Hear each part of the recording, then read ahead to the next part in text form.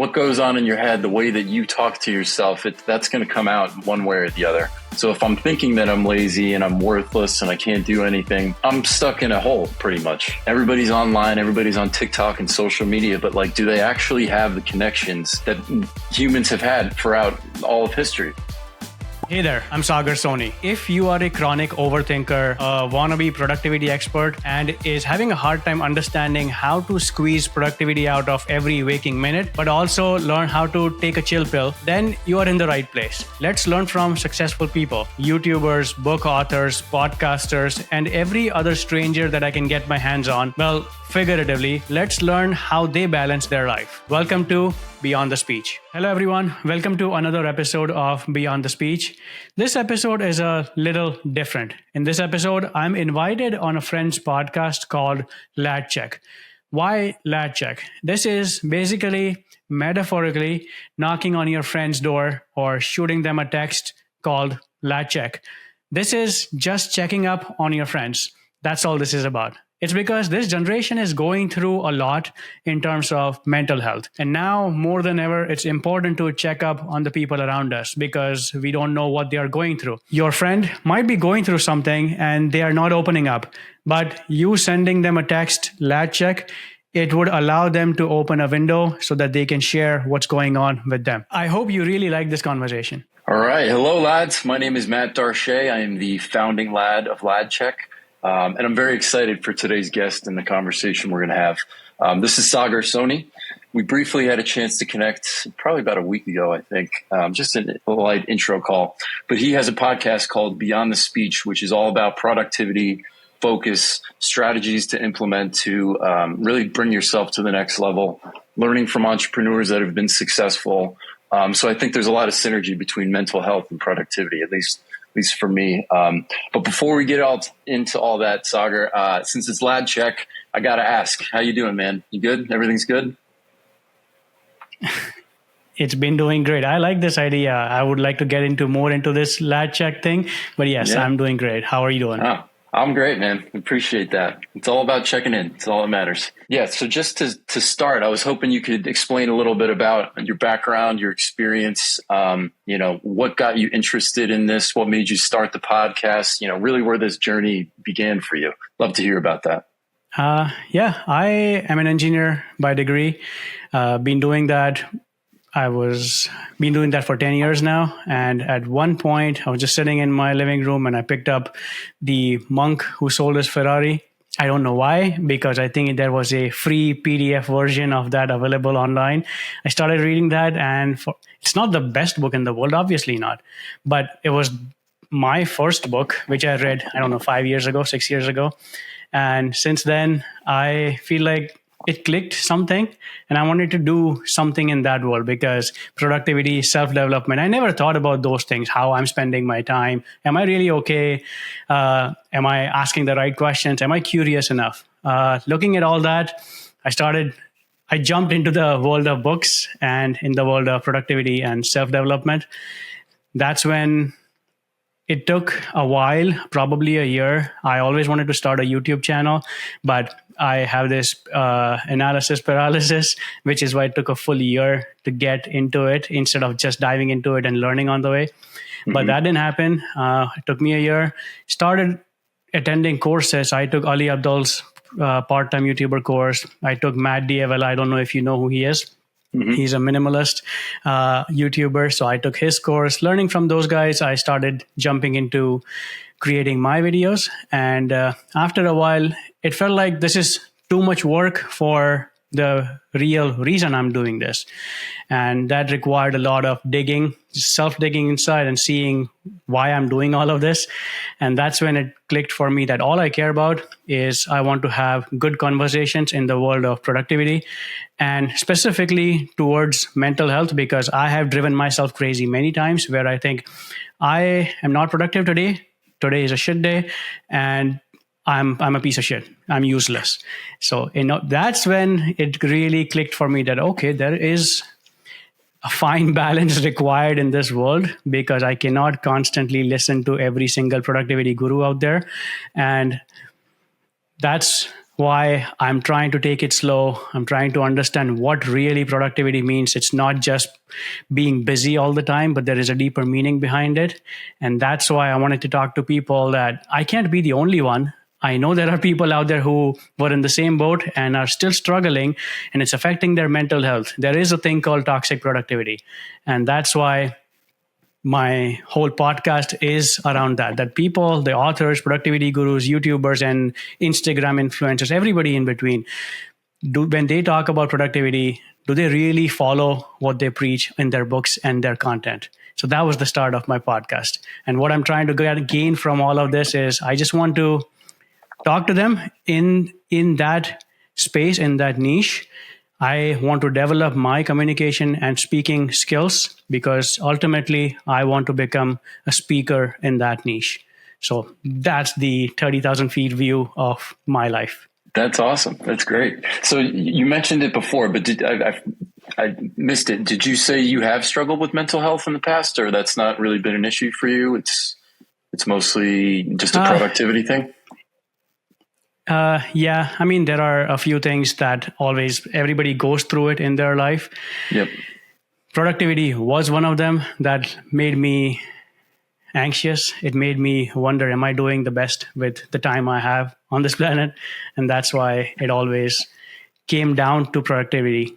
Or maybe there were other instances, other experiences in life that would make me question that, okay, I really need to slow down. I know I'm talking about productivity left, right, and center, but there are other important things in life, and this needs to be perfectly aligned.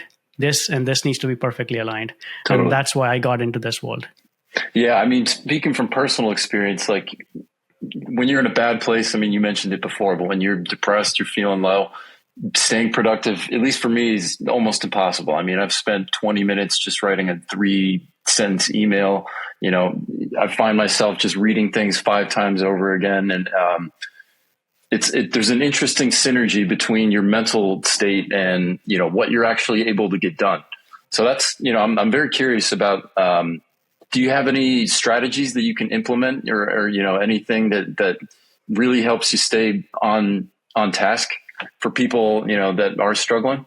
There are many things. You know how when you look for productivity hacks, life hacks, people talk about to-do lists, time management, time blocking, mind management. Do the hardest thing first thing in the morning, wake up at 5 a.m. because if you don't wake up at 5 a.m., you are a loser. There are many ways of looking at this thing. But I think ultimately it comes down to how you match your energy with the task at hand. That's one way of looking at it, that okay, I'm not in the right space right now, but I feel like there's too much scribbling going on in my head right now. I need to clean that up. In order to clean that up, I cannot sit in front of my laptop the whole time. Let me go out for a walk. I know that hour walk, I'll feel guilty that I should be running because I can do the entire length in less time. Plus, I should be listening to a podcast where I'm really learning from other people. But I need to put all of that aside, just go for a walk, slow walk in the nature, listen to the sounds around me. And magically, that really helps in putting things into perspective, and it really slows down. So that one thing I'm slowly accepting, that it's okay to feel that. Just have that awareness, and that will help you center yourself. So that's one. And the other one is, I am a big believer of eat that frog mentality. Have you heard of that? Yeah, absolutely.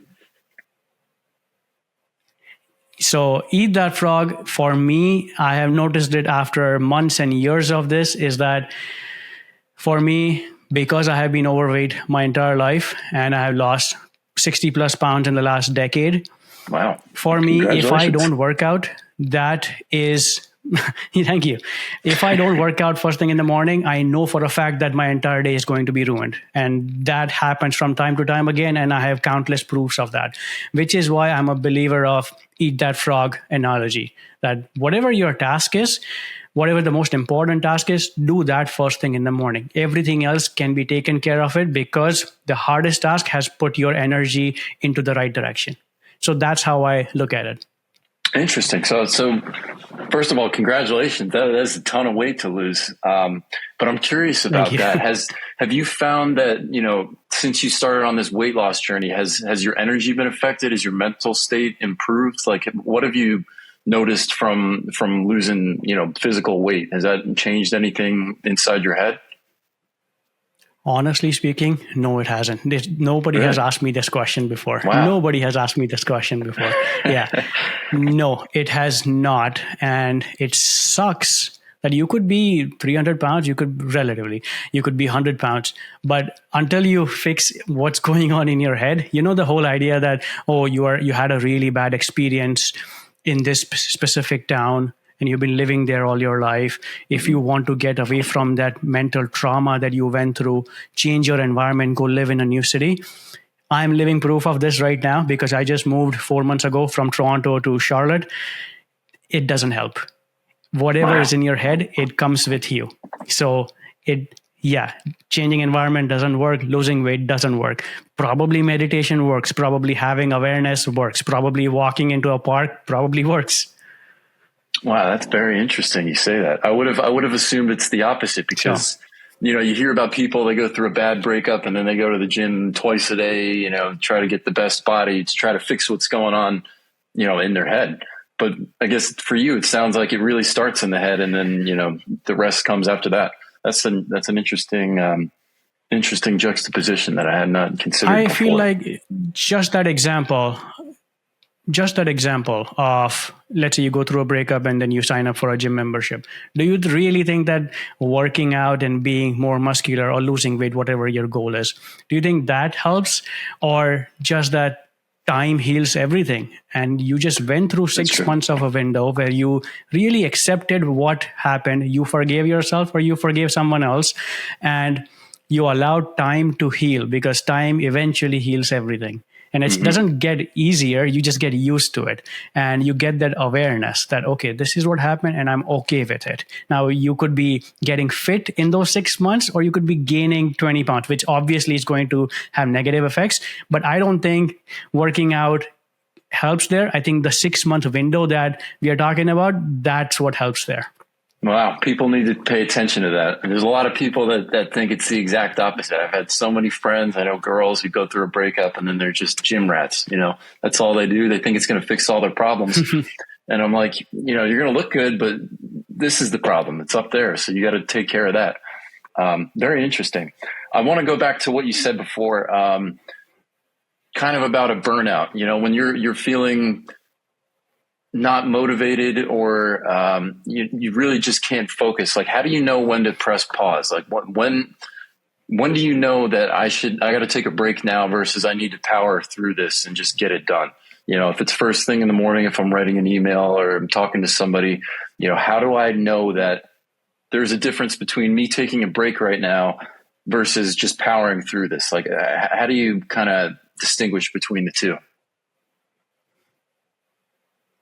So, good question. It's funny. I find you think I have the answer. I don't. Sometimes I'm on the same boat. That's why I know that we align on this, and there are thousands of people out there who are in the same boat. I think it's day to day. Sometimes you just have to put your head down and really go through it and just get the work done. I think urgency matters. That's number one. Let's say I'm not in the mood of recording this. Does that matter to me? Does that matter in this situation? No, I need to get my ass off the couch and I need to jump on this and I want to do this, period. So I think urgency helps. The downside of this is when there is no urgency. So now imagine you want to quit your 9 to 5 and you want to do something else. Nobody is forcing you to do it. There is no manager out there who's looking after you. You are the CEO of this new business that you want to start. Nobody's pushing you. So in those cases, there is no urgency. You need to do it yourself. So I feel like if you care enough about what you are about to do, that helps. That absolutely helps. And as I said earlier, that workout doesn't help clean this, but in such very daily basis, if we look at just one day at a time, if I've had a very crappy day, a 5K run definitely cleans the head up. Yeah. it puts things into a much calmer state. That yes, I have had the absolute garbage day, but at least I ran 5K today. So it's not a bad day. That's how I look at it. The other way is I could have had an absolute bad day emotionally, physically, or just at work. I always remind myself that new game starts tomorrow. So just sleep it off. New game starts tomorrow, early morning. That's when we'll pick this up again. I've told that to myself many times. Well, it works. That reset, just tomorrow's a new day. It's, it's all behind us. That works. I do the same exact thing. But that brings me to what I wanted to talk about next, which is motivation versus discipline. There's that old saying, I'm going to botch it. I don't remember the total phrase, but motivation is fleeting. Discipline is forever. So for people in a bad place, when I've been in a bad place, I've forced myself to do stuff, to go work out.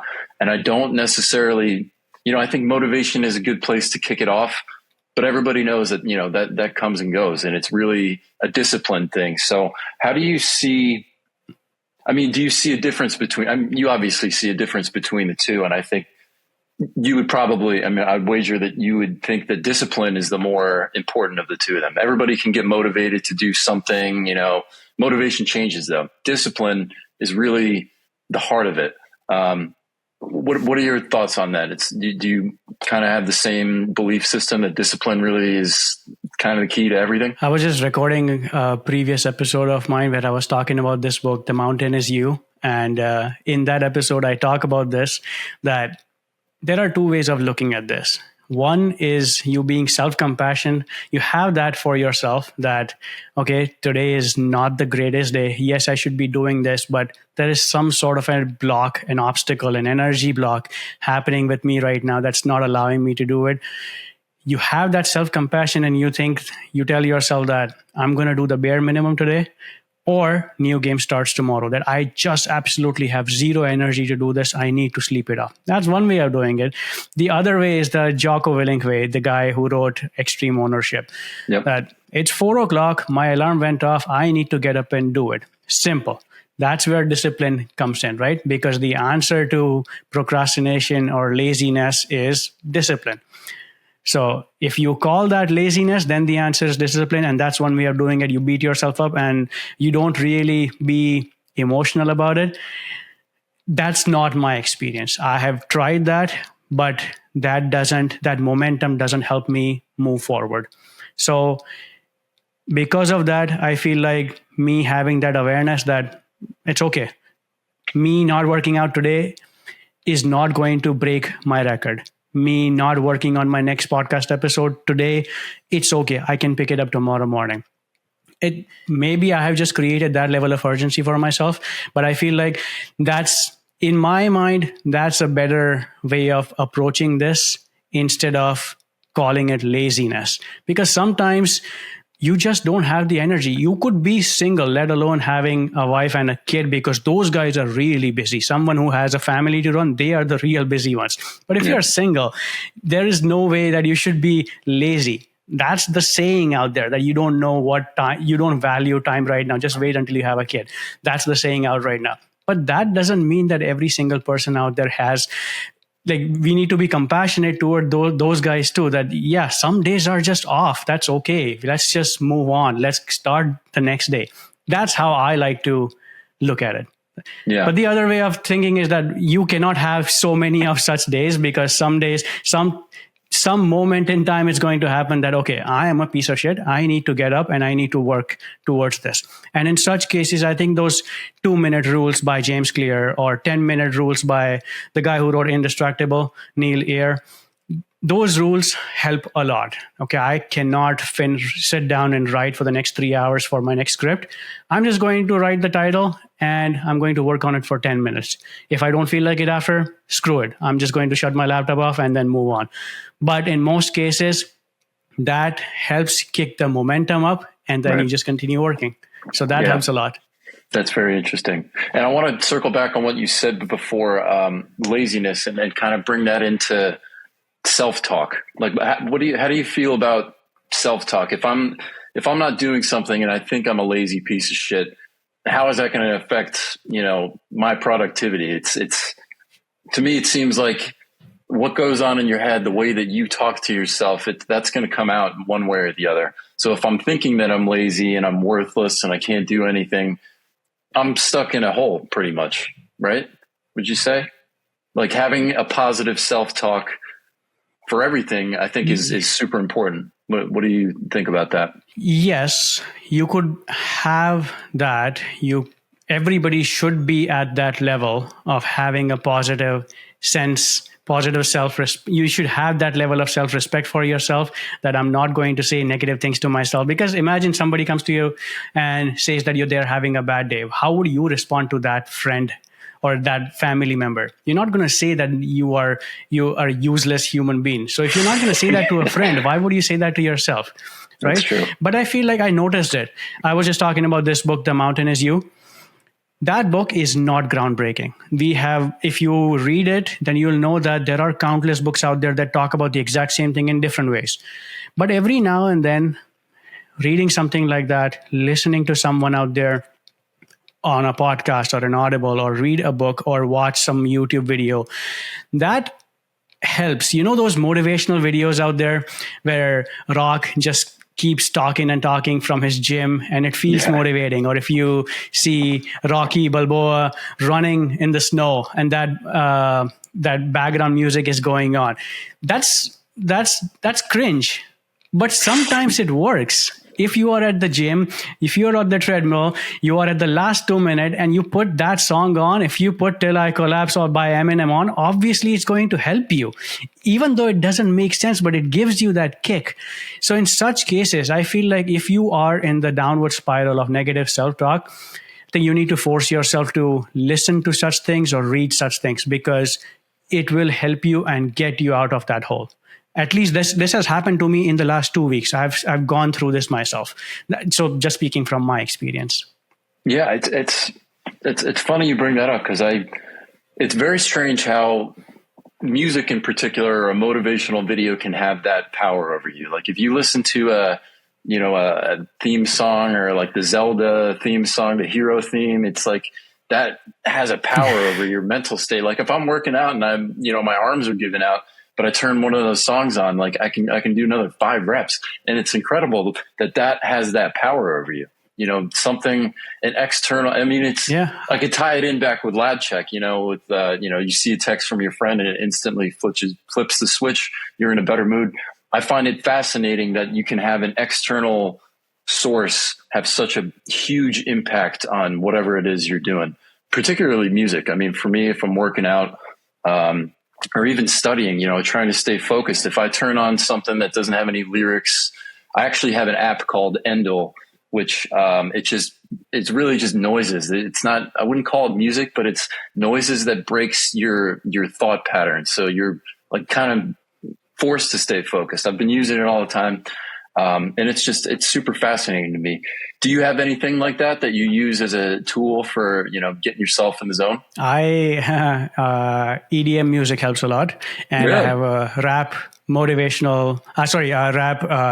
and hip hop playlist on Spotify that helps a lot. Usually when I go for a run, I'm listening to a podcast or Audible, but when I know that I would need that extra boost in such days, Till I Collapse is how my playlist starts. That's a good one.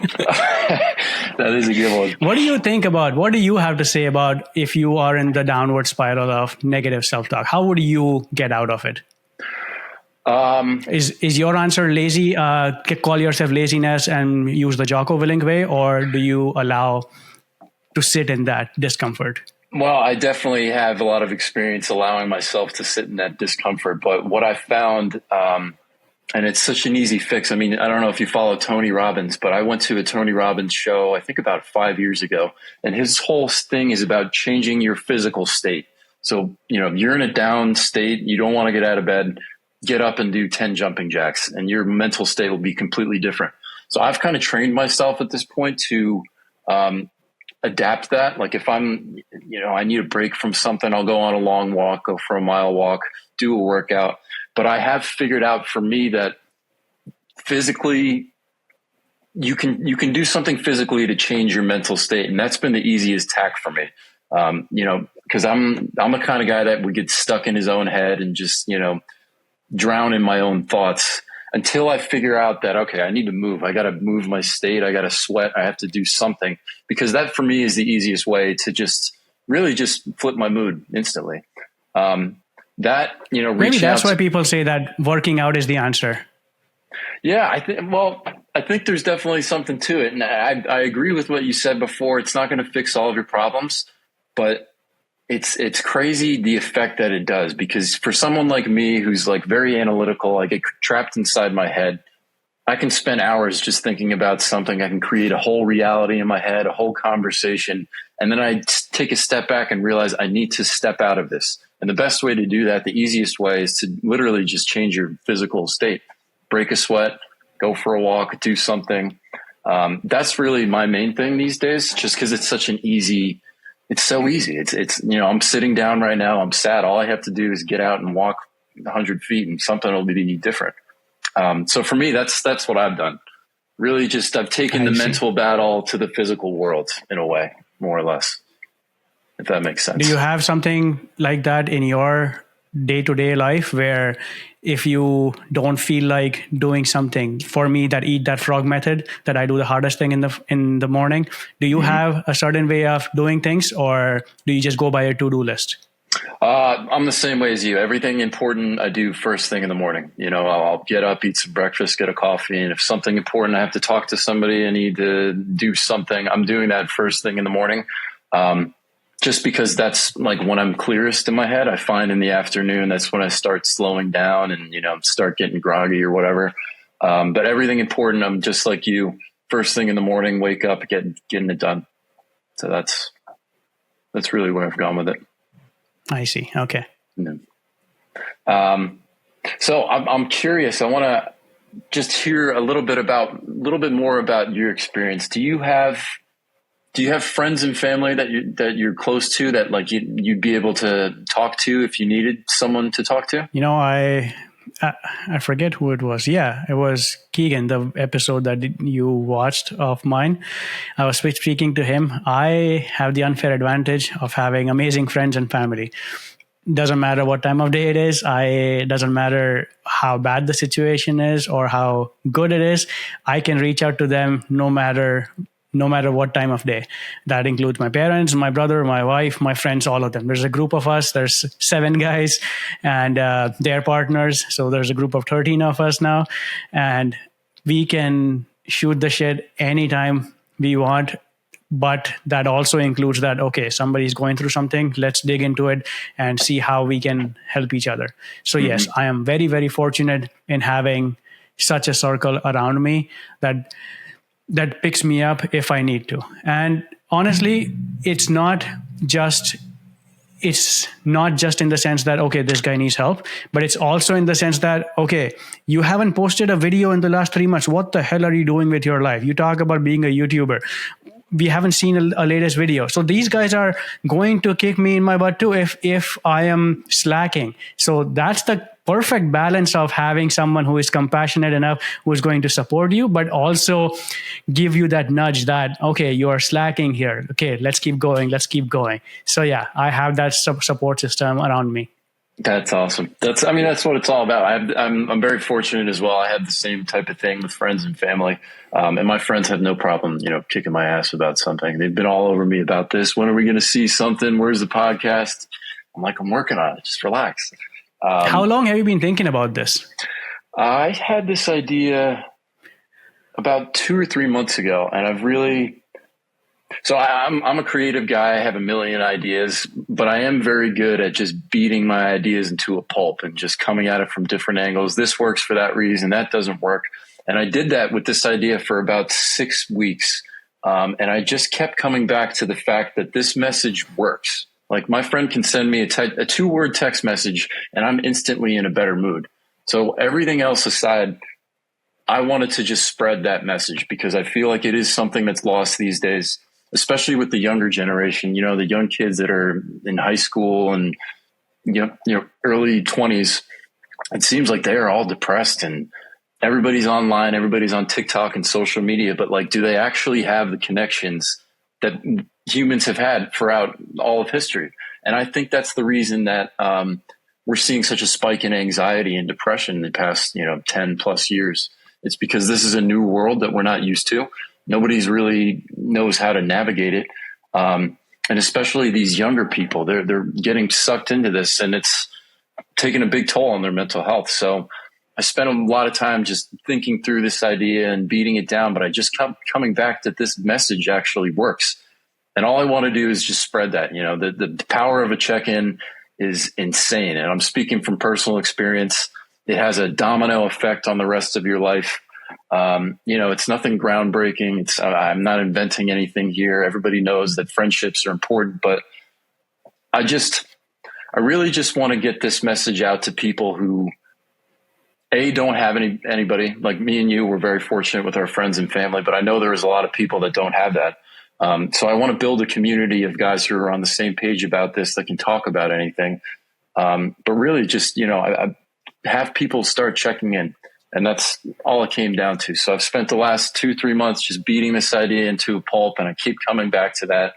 And you and I have met on Reddit and been trying to reach out and connect with more people. And that's where I'm at. So I'm very happy with this. I got all my friends lad checking me now, which is very good. And I'm trying to spread it out to the rest of the world. And we'll see how it goes. But I'm very excited. You keep doing this, and then soon Lad Check is going to be. You keep doing this, and then soon Lad Check is going to be the thing that you're going to be known for. Yeah, that would be an awesome way to be known and famous for. I would be very happy with that.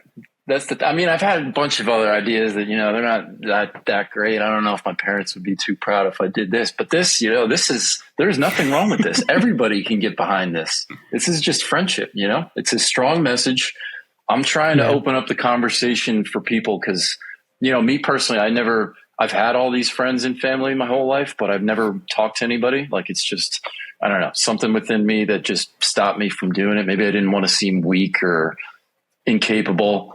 But I really just want to have the conversations open it up. And I think I mentioned it before, but like, there's a way to talk about all this stuff in a light way. Like, we can laugh about it. We can joke about it, do it in a lighthearted way that doesn't have to suck. So that's really my goal with this. I see. That makes sense. And I think what you're saying here, it's, even though you said you have a good circle around you, it's nice to know that you still care about it, because I feel like you and I are so privileged of this unfair advantage that we don't understand of someone out there who doesn't have that many friends or doesn't have Definitely. A single friend that they can reach out to. So that's why this message is more important than ever, which is amazing that you are starting this now. Thank you. I appreciate that. Yeah, I'm trying to, it's crazy. I mean, I know you're on Reddit, but I've been following all like the dating, life advice, find a path, and it's all the same message. All of these people, and it's really upsetting to see an 18-year-old kid who feels like he threw his life away, feels like there's nothing ahead of him. He's got no passion left. And I get that, because that was me. Like, I'm wandering through life for the last 10 years. I'm working in real estate, but is this really where like my heart is? Is this the meat and potatoes of my life, or is there something else? And I think that's the problem with most people. I think it comes down to an issue of purpose. Like, what is my purpose in life? I feel like a lot of people are struggling with that. Because the world's changing. You got AI out there. Is AI going to take my job in 5 years? Like, I work for a $1 trillion company that I could get replaced today by a robot or somebody else, and nobody would care. So it takes, it has an effect on you and your mental state. And with guys, especially, I mean, this is just my personal opinion, but I do believe that guys need to be a master of their domain in some aspect of their life. It doesn't have to be work. You don't have to be an entrepreneur, the boss, but you need to be in control of something. And when you don't have that, that's when everything spirals out. So I think this mental health crisis that we're in, I really do believe that it comes down to that. Just because, from my personal experience, I'm not an expert on anything. I'm not going to be citing a ton of scientific papers. I'm just a guy who's had experience. I know a bunch of people in the same boat. But I do think that is the issue. It's just people trying to figure out, what am I doing in life? What is the purpose? I don't want to just go to this 9 to 5 for the next 50 years and, save this much money and, barely scrape by. Like, I want to do something significant with my life that has value. So I think that is the main part of it. And that really, it comes back to this whole message that I'm trying to get out. It's like, if you're in a dark place, this one tiny little thing, just a friend checking in, thinking about you, that has a domino effect. I mean, it had a domino effect for me, at least. I'm different parts of my life, I'm not doing great wherever, but this mood flip that I had with these text messages from my friend was able to do like a domino effect with every other part of my life. So that's the goal, more or less. I don't know if it's going to get out the way I'm hoping it gets out, but for me, the way I see it, if it works for me, why can't it work for anyone else? I'm just a regular guy. There's nothing special about me. This small little thing from a friend. And I do want to clarify, the reason that this works for me is because it became a habit. And maybe we can get into that in a minute. But, the first couple texts that he sent, it was just, he's checking in, whatever. After about a month, he trained me to read those two words, to associate that with a friend that cares. And it's, I think it's 21 days it takes for something to become a habit. So maybe that's exactly the timeline that it was. But I remember when that text message came through that last time, and I was thinking about something bad. I was in a negative headspace, and I just saw it, and boom, flipped the whole switch. So yeah, that's kind of where I'm going. I hopefully can get this message out. Trying to think for a second. I might have to cut this out. I lost my whole train of thought here. It's nice. It's nice. I would say that everybody goes through certain experiences, and that experience actually, I mean, nobody wants to go through trauma or any sort of bad experience. But after whatever happens with you, that actually, you don't even realize it in the moment, but in the long enough timeline, that becomes the starting point of something else. Mm-hmm. And there's beauty in there. That the reason I'm in Charlotte right now is because of my last 5 years of experiences. There is a reason why I'm here right now. I probably wouldn't be here if life was going smooth. If life was going great for the last decade, I probably would still be in the same spot I was for the last decade. So yes, it sucks in the moment, but when you zoom out, I feel like there is something that coincidence after coincidence after coincidence, when everything connects, it feels like, no, that was not a coincidence. There is a reason why all of this happened, because in order for this to happen, this had to happen. In order for this to happen, this had to happen. So yes, you are growing with the experiences that you think in the moment that this sucks, but with enough time passed, when the time passes enough, I think that's when you seriously get the awareness that, oh, I see. I feel like this was a blessing in disguise. So maybe sometimes, even in sucky moments, it's important to realize that maybe this means something. Maybe this will mean something 6 months or 1 year, 2 years down the road. I love that you said that, because for me, something that has helped me tremendously is just reframing the way that I think, whereas, right now I'm 32, most of my friends are married, having kids, whatever. I'm single. I spent a lot of time, most of my 20s just thinking I'm behind. Everybody's in a relationship. They're doing this. But when I switched how I frame things, thinking maybe I'm exactly where I'm supposed to be right now, that had such a massive impact on my life, because you stop comparing yourself to other people. You think about your journey as a journey of growth. I went through all that stuff to make me who I am. And I am in this spot because this is exactly where I'm supposed to be. There is such a crazy power in just reframing your mental state. So I love that you said that. And I was going to ask you that a little later, but that's very fascinating. So you believe... Oh, go ahead. There is a thing that I think this is for every single human who is between 20 and 30. They think that I need to do this, I need to do this, I need to do this. And then they reach 30, and then all of a sudden they realize that, oh, wait, I just wasted last decade of my life. Oh my God, I'm done. I should have started a decade ago. And that's when you see 20-year-olds who seem to have their life figured out, you think that, oh man, I wish I started 10 years ago. But then go ask a 40-year-old, they will think that you're an idiot to think like that. You're still a kid. So that reframing is important, because once you have that, you slowly realize that, okay, I'm exactly where I'm supposed to be. And this is the new starting point now. Mm-hmm. So have you always had that mindset, or did you have to grow and develop into that? Have you always thought that way, or what's your personal experience? It's funny. You think I have my life figured out. Well, it seems like it. Oh, God, no. Every day is different. Honestly, every day is different. I listen to a podcast about public speaking where there are 800 episodes in, and I'm like, oh my God, they started 800 weeks ago. I wish I started 800 weeks ago, then I would have had 800 episodes. And then I realized I'm an idiot for thinking like that. This is the moment I was supposed to start this, so I'm just going to do that. I mean, what's the point of having that level of energy within you anyways? But as I said, every day is different. Some days feels like crap. And those days you just sleep it off, and next day the new game starts the next day.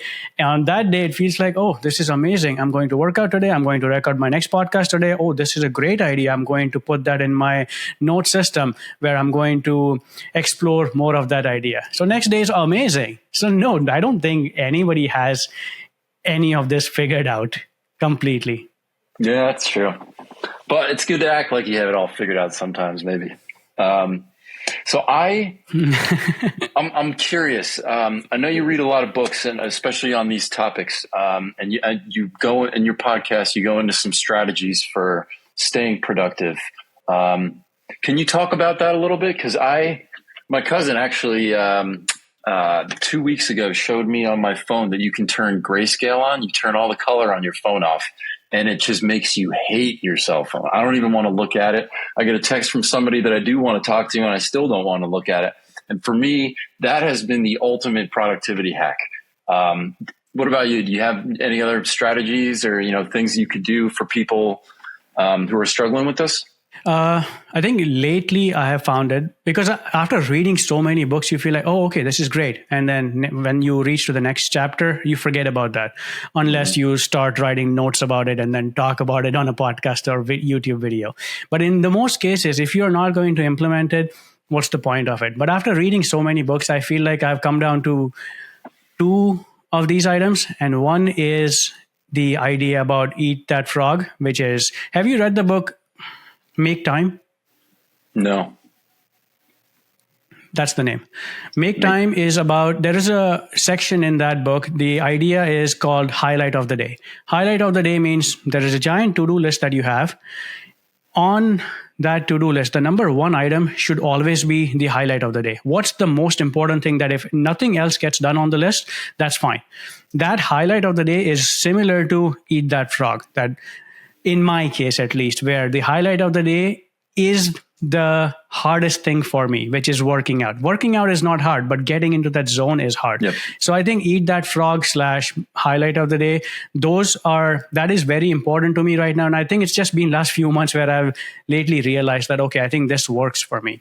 And the second one is, have you read Deep Work by Cal Newport? In that book, he talks about the hours of productivity that everybody has in their day is just 4 hours. So I try to keep a timer on my phone where my phone goes on do not disturb mode, and then I just put it on the side. I will not have any notifications or any of that. But I feel like at work I use it a lot. While working on my podcast, I use it a lot. In such cases, I feel like having that type of a Pomodoro technique where I don't touch my phone for 60 minutes, 90 minutes, that helps a lot. So I think these two are my favorite right now, at least. That's the way I like to progress.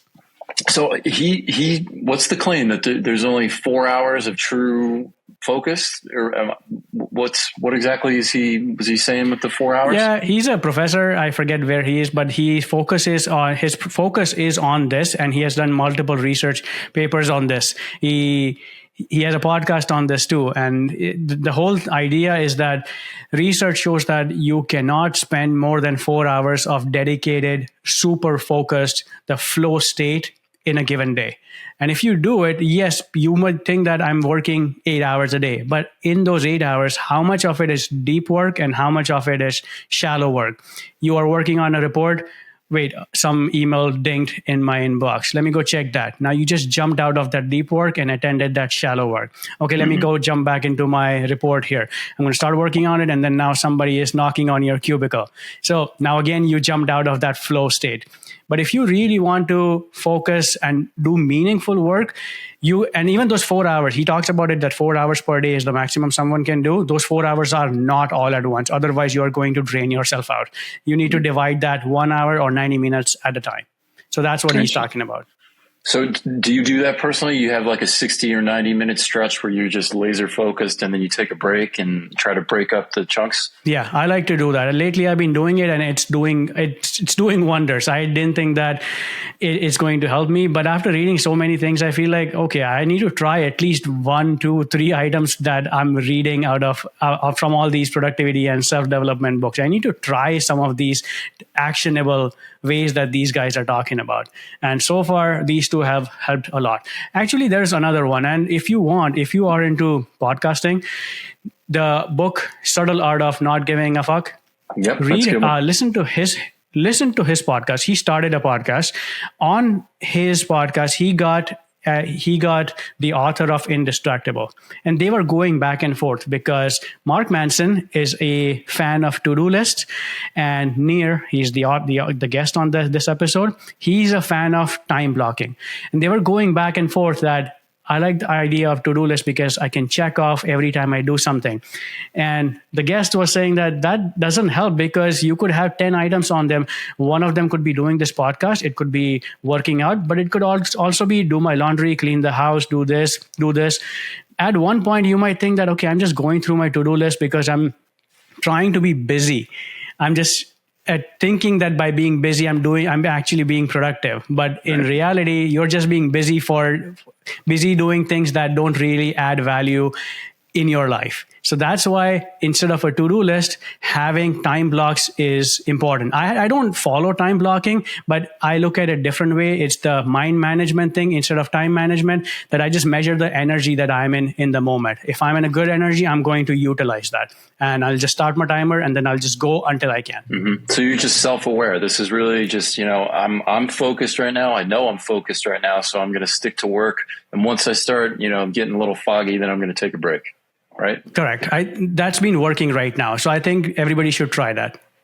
Yeah, it's fascinating. And what you said before about people thinking that they're busy, I would wonder if that's like 90% of just the work out there. Just people going to work, they're thinking they're busy, but am I actually doing something that's productive? Am I adding value? Am I selling more? Am I creating more? I would argue probably not. I think that's spot on. I think a lot of people pretend that they are busy or thinking that they're doing something right, and they're not. So that's fascinating. I'm going to try that as well with the time blocking. I guess there's more than one way to skin a cat, though, because I can see I've used to-do lists. I don't particularly like them, but I do feel better, putting that check next to that item. And yeah, I did that. But time blocking is, I guess it's a different way to look at it. And this is something I'm going to try because I know, 7 to 9 a.m. I am laser focused. I can do anything. And 9:30 to 10:30, I need a break. But I never really structure my day around that. It's mostly just however I'm feeling in the moment. Get this done early, get that stuff done later. That doesn't really matter. But I feel like time blocking and really just allowing yourself to have that space to decompress and just rest, take a mental break. That's super important. That's very interesting. So I wanted to ask you. There's space for both. I would say there is space for both, because if you think about it, without a list, how are you going to go grocery shopping? Without a list, how are you going to keep track that I need to throw the garbage out, I need to call the bank, I need to send that email out, oh wait, I need to call that person because that maintenance guy is going to come to my house. Having a list is important. In my mind, in my opinion, I think having a list is important for the shallow work, the things that need to get done, but they suck. That's where I like to use to-do lists. But in the real work that adds value, like working out or working on this podcast, whatever it is for you, in that, I think mind management / time blocking, I think they do better, in my opinion. Yeah, I totally agree. So you mentioned a lot of books. I'm curious because I haven't read most of those books. Do you have a list or at least a couple solid books that you would recommend to people who are struggling with productivity, with getting things done? Oh yeah, looks like we got a bookshelf back there. I'm just trying to see if I can show you from there because I read on my Kindle a lot as well. Oh yeah. I think this book right here, Show Your Work. Show Your Work. That's a really good book because it's a super short book. I think you can finish it in probably an hour. It gives the idea of how you steal like an artist because there is no originality in this world. Like even you and I, we are a remix of our parents. We are not original. So you thinking that you have an original idea is too egotistical. Something always stems from something that was done previously. So that's what this book is about. I think it's a really good book. It's called, it's by Austin Kleon. He has 3 books in a row, similar size that can be done within an hour. I'll send those to you. Yeah. And the next one is this one, The One Thing. I really like this book. It's one of the best sellers. I think it had almost 4 million copies sold. There are many, many things in there that the main idea is that focus on one thing at a time and let the rest of it just fall away. So that's another book. Have you read Can't Hurt Me? Yeah, I have. By David Goggins? Yep. I love Goggins. Okay. Yeah, so that's another book that I would recommend to anybody to listen. Yeah, Subtle Art of Not Giving a Fuck, also a great book. It's dry, but I like him, so that's why I don't mind. That's awesome. Great. Yeah. Well, perfect. I think we're running out of time here, but I wanted to thank you for doing this, for agreeing to connect and sharing your experience and your insights. I think it's been fascinating. I'm very excited to read those books, try out this time blocking. Everybody got to go check out Beyond the Speech podcast. He's got some really cool episodes, very interesting conversations with people. And just thank you, man. I appreciate everything. Not a problem. It was a pleasure, Matt. I'm excited to see how the next 10, 20, 30 episodes are going to be. I hope you continue this because lad check is very important, especially among guys because they don't like sharing their feelings. So that's why this is very important. You're doing a good thing here. I appreciate that. Thank you very much, Sagar. All right. Nice talking to you. You too.